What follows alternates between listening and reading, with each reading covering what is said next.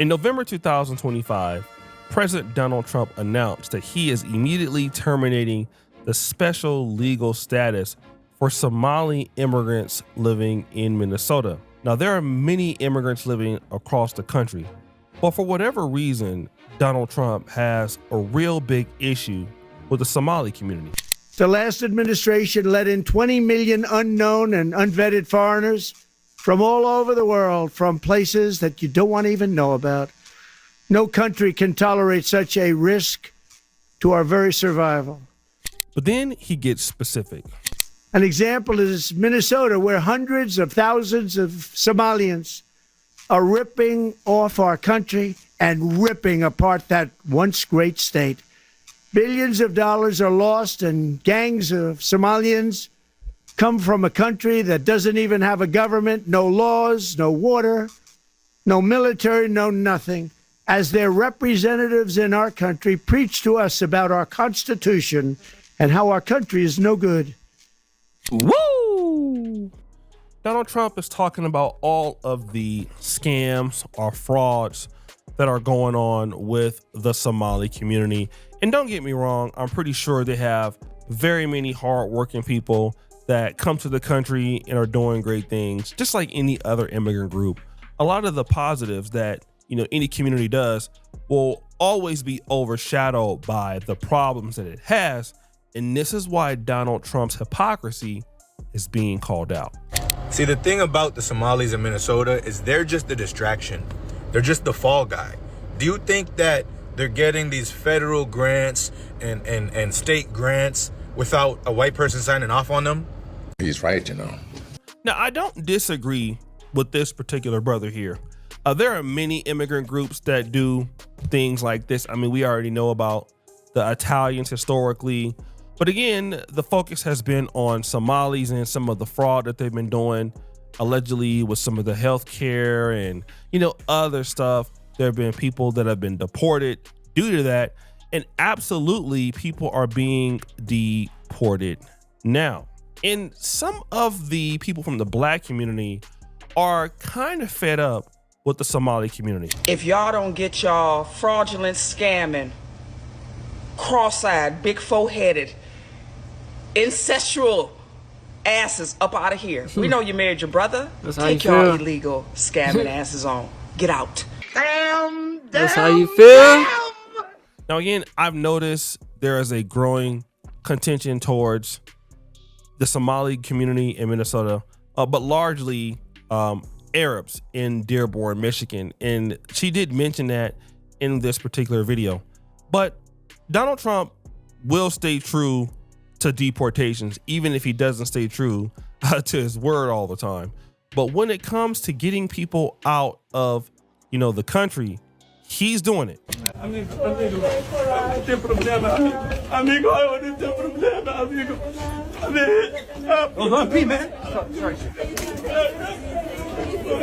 And I want to talk about another case that has really went viral.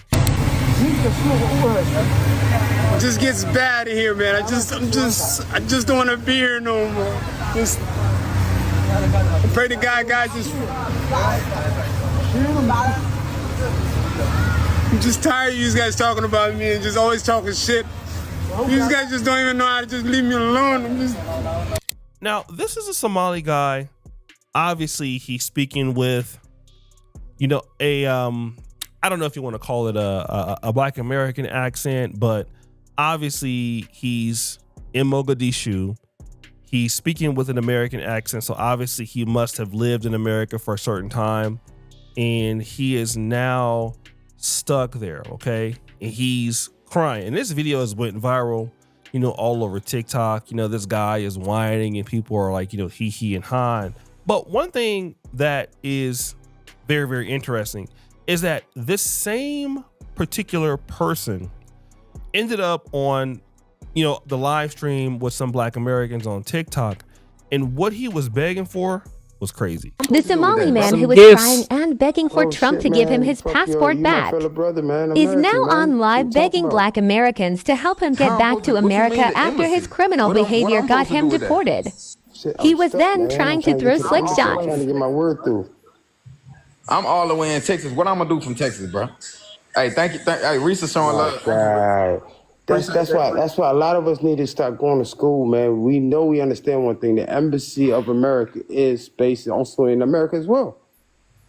It's the headquarters. Okay. So like, you can go down there. Hey, you need to get back to headquarters. I ain't used to, man. That's how they fly. I guess y'all got a lot of cows and horses over there. Bro, what you mean? Bro, I'm in the crib. Damn. He is there asking this Black American dude about, embassies. He's saying stuff like, I'm your brother. You need to help me out. The brother who lives in Texas is like, look, bro, like, what you need me to go to the embassy for? And so the Somalian guy is actually getting mad, and he is like, taking shots at the guy, in a way, like, well, man, all y'all have is like farm animals out there, and he tries to play it off. But I noticed the condescending behavior the Somalian guy had towards the Black brother, yet he was just telling him, you're my brother. I need you to help me get back home. But then when the guy didn't know what he was talking about, he took some shots. Now, again, if you're a United States citizen, you're not going to know about the U.S. Embassy. You're not going to know about it. And the reason why you don't know about the U.S. Embassy is because you've never really needed to use it because you're a United States citizen. Right. Woo! Yeah, I don't know nothing about none of that. This guy obviously must not have been a citizen, all right? Because he's telling people, yo, call the embassy, help me come back.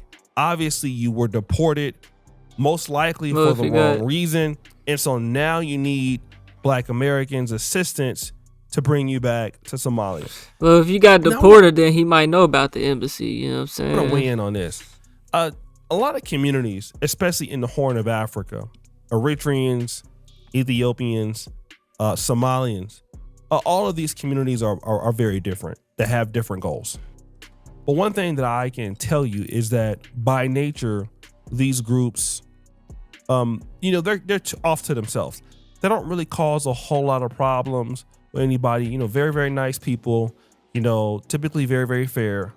But Somalians, Eritreans, and Ethiopians, for sure, do not really interact. Now, it could be a little different in Minnesota, but I would probably bet that, they're not going to go out of their way to make friends with other different groups. Now, it might be a little bit different with those Somalians who are raised in the United States. But the issue is he's talking to this guy like, yo, bro, help me out. I'm your brother and all of this stuff.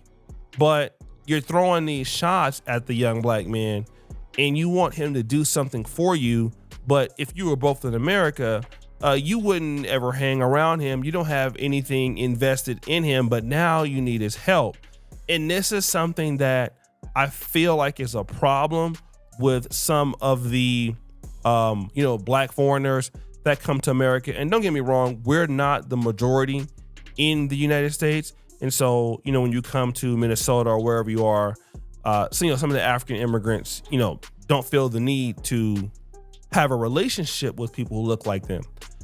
However, I live in Africa where the majority of the people here are Black, and I'm forced to at least attempt to have a relationship with them. And the one thing about Africans is that they force you to bring value to them, especially if you're living in their country. There's no way you're going to live in Uganda, you're going to live in Kenya, South Sudan, and you're not spending money, you're not bringing some value. Like, they will not accept it. You will have to bring value. However, we're seeing this Somalian guy who obviously doesn't have any Black American friends. He doesn't have anybody he can reach out to. And when he was in Minnesota or in Minneapolis, he didn't have any ties or cultural relationship with Black Americans.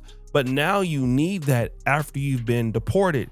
And this is kind of what people call out about, not just this particular group. I'm not putting it on Somalians, but just Black a whole diaspora foreigners thing. Whether it's Africans there or Caribbeans, when you need our help, we're your brother. But when you don't need us, it's like, okay, well, we're cool and we're doing better than you, right? And then one of the Somalian guys who, obviously there's a lot of smoke behind this story. he did a video, guys, that really talked about a lot of the issues. There are truth we have not been saying out loud. Number 1, go to Somali malls. Cash only, no receipts. That's sus. We gotta say that out loud. Number 2, Somali tax accountants. They say, oh, you have no taxes today. That's sus. We gotta call that out. What? Yeah, Somali trucking companies cutting corners. That's sus. Let's not do that. Appreciate that. Let me keep going. Yeah, helping each other lie on forms. Like it's some sort of community service we're doing to each other. What? Yeah. And recently I just saw a Somali sheriff, police officer, saying that he only serves the Somali community. What are you doing? You're an American. The whole citizens is your duty to protect and provide great excellence. He said what? That he only serves the Somali community. What are you doing? You're an American. Oh, yo, the Somali community. The whole citizens is your duty to protect and provide great excellent service. Hello? Get rid of that mindset. Appreciate that. Now, for the Somalian brothers, he says something that they have issues with are Somalian businesses. He says when you go to Somali malls, and of course they're there in Minneapolis, you're only getting cash only, no receipts. So basically, you're running these businesses as if you're not in Minnesota. You're still acting like this is a business in Somalia. You're doing cash only. You're not accepting any kind of debit or credit card. And one of the reasons why anybody would do that is because they don't want to pay tax. All right. And then that was his next part. You guys are shady tax accountants. I mean, that's what he's saying himself. So that can't work. He also talks about something that's very dangerous. Trucking companies that cut corners. Now, you do have Africans in the trucking business. There are a lot of Russians in it, Bulgarians in it. But if you cut corners, you know, you risk having a whole bunch of catastrophic things happening, you know, on the road. You risk logistics. And so why do you come to America just to get in business and cut corners? He also talked about lying on forms. Now, Somalians are supposed to be Muslims, okay? And Muslims are not supposed to be lying. But clearly he's saying that lying on forms to do whatever you need to do, whether that is fraud or not, is a problem. And then he also talks about this police officer at the end who is saying that he only serves Somali communities. Boy, y'all sit your stupid ass down. Who the you think you is?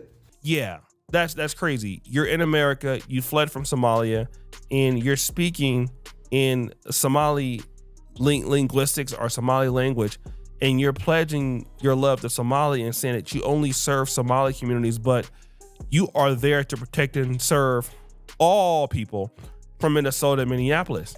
And so the issue is that when you start getting these problems where somebody is saying that you're scamming, you're doing all of these things. And yeah, they bring it upon themselves. You know what I'm saying? Then you have this particular brother that comes out and defends it. It looks bad, right? It looks bad to a lot of immigrant groups do this. But here's the reality on the ground. If these guys are coming over and taking these benefits, and those benefits could help Americans, especially Black Americans, then how do you come in and say, I want to build a relationship with you? I want to build a relationship with you, you who, you know, won't let anybody in, you who, you know, when you don't need us, you don't need us, you who, you know, you stay over to yourself and you know, only wrapped in your own culture and your own customs as it fits you. That's the reality that we have. And this is why the problem with the Pan-Africanism in the diaspora is starting to fall a little bit on deaf ears. Not to say that it can't happen, but, you know, if the Somalians are the people who are practicing in this particular situation, let's say, for example, if they are only in it for them, you have other groups who are coming to America for them, then there is no collaboration on any of this stuff. So you don't get the right to ask me to help you when really you've been messing up your own situation for a long time. No, the issue is, no, I can't help you. No, I don't feel sorry for you. And if you're deported for whatever reason, And, you know, obviously I know mistakes can happen, but yes, if you're deported and you don't have any Black American friends or any American friends that can help you, you're cooked. Then what that sheds is you've been living your life on an island that didn't even include people. And now that you need those people, you want somebody to come and feel sorry for you. Right. Well, right. These foreigners always want to come over here and shit on Black Americans. You know what I'm saying? And play whatever the fuck to the white man. You know what I'm saying? Dick ride the white man. You know what I'm saying? And discredit the Black man. You know? And treat them a certain type of way. But then whenever it comes time to get deported, now you want to cry for Black people to help you. You know what I'm saying? How we gonna help you? We can't do nothing for you. You know what I'm saying? Especially if you ain't tapped in, you ain't got no ties to nobody. So we don't know you, nigga. Shit, nigga, you got yourself in that situation. You know what I'm saying? Answer is. And again, I know that not all Somalis are involved in this. In fact, I know Somalis are very active, you know, in Minnesota as far as doing those things. However, you got to put it to your perspective. Would you want somebody coming to your country and having these issues? Yeah, like if we could all go to Somalia and we could go there and do some of the same issues like that some of these folks are doing. The answer is no, you cannot. So guys, what do you think? It should be yeah, man, y'all let me know what y'all think about that, man. We on the road to 100K. Okay, if you ain't hit that like button, subscribe button, and turned on all notifications, slap that dog shit about yourself, because that's the first thing you should have did when you clicked on this video.